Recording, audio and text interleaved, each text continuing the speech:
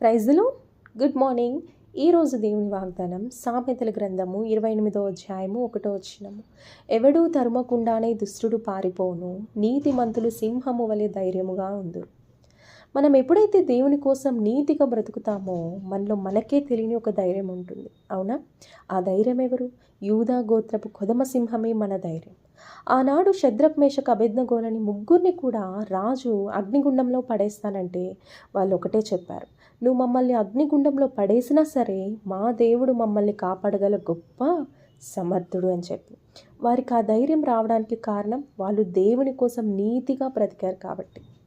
So మీరు కూడా దేవుని కోసం నీతిగా బ్రతకండి. మీ ముందున్న ప్రతి అడ్డుగోడను యేసయ్య కూల్చివేయునుగాక. ఆమేన్. ఈరోజు ఈ వాగ్దానం దేవుడు మనందరి జీవితాల్లో నెరవేర్చునుగాక. ఆమేన్. May God bless you. Have a nice day.